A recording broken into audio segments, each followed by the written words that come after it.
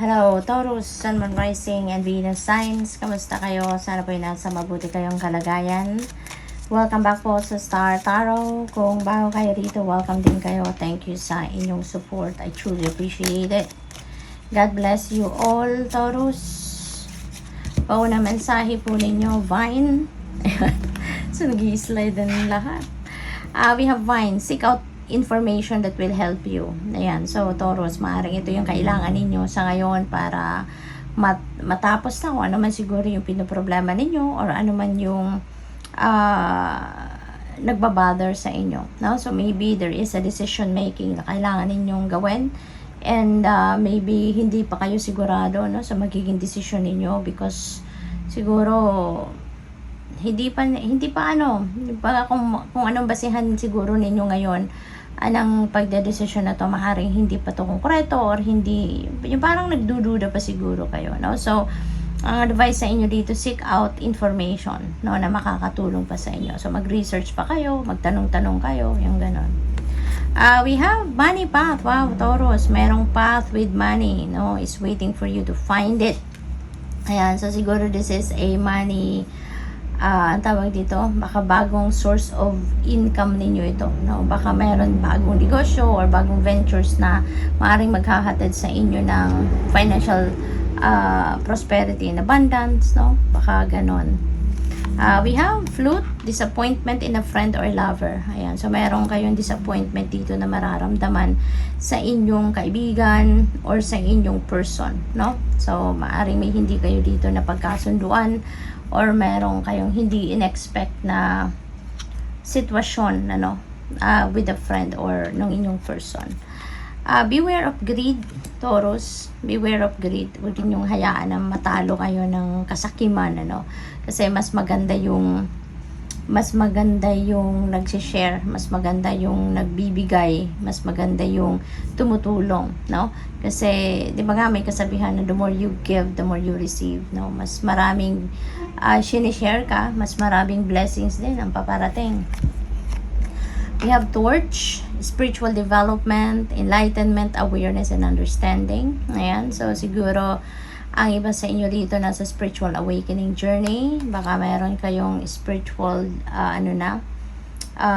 journey na tinatahak sa ngayon. Kaya mas malalim na ngayon yung pag-iintindi ninyo sa buhay. Maaring you have enlightenment and greater awareness and understanding na about human psyche or about sa inyong sitwasyon. Bakit kayo nandito? Diba? Ano ang purpose ninyo sa buhay? Ano ang inyong mission? Yung ganun ba? Maybe your focus now is your career. Okay? So maybe nandito sa inyong karera.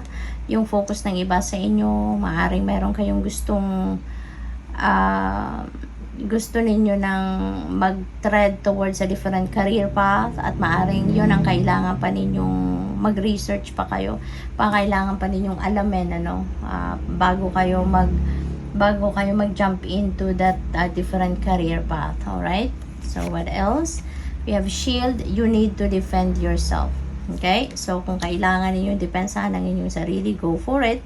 Huwag kayong magpatumpik-tumpik pa. Huwag na kayong magdalawang isip, no? Use your own judgment and discernment dito, Taurus. Listen to your intuition. Follow what your intuition is telling you. Okay? Depensahan ninyo ang inyong sarili kung kinakailangan. Okay? We have arrow. You are on the right path regarding some aspect of your life. Okay? So, nandoon kayo sa tamang daan. Nandoon kayo sa tamang direction, you're heading towards the right path para sa inyong sitwasyon sa ngayon. Maaaring sign ito, para sa iyo, para bigyan kayo ng go signal ng universe na Taurus, go for it kasi nasa tamang direction ka. Tama yung pinili mo. Someone you know is undependable and insincere. Okay? Madidiscover mo to sa ngayon. Okay? Maaaring ito yung magdudulot ng disappointment ninyo kasi maaring kung sino man madidiscover ninyong undependable and insincere, baka isang kaibigan nito or baka yung person ninyo ito.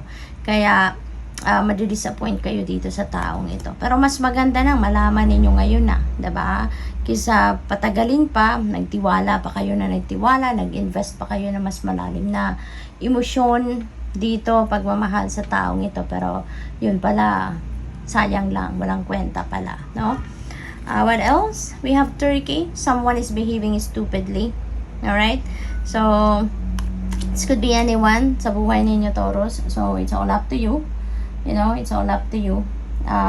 Kung paano ninyo ito i-handle. Pwedeng kalma lang kayo. Pwedeng sumabay kayo sa energy niya. So, depende sa inyong sitwasyon. Ano ninyo yan? Call ninyo yan. What else? We have wishbone. Wow, napakaganda nito. A wish is granted. Meron kayong wish, no, na magagrant na sa'yo. Meron kayong wish na makukuha nyo na, marireceive nyo na, no? So, this is great. What else? Handshake. There is a meeting with a stranger sa ngayon, na this could be important kasi maaari yung taong ito will play a significant role sa buhay ninyo.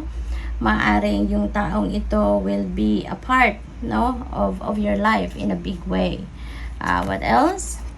Rat, someone working against you behind your back. Maaring ito yon, yung taong ito, na madidiscover ninyo. Baka ito yon.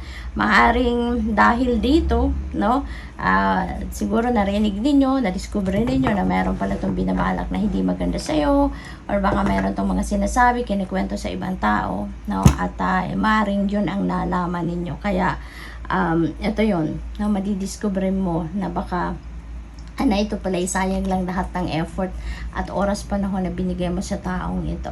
So, we have temptation will test you, Taurus. So, matitesting kayo rito.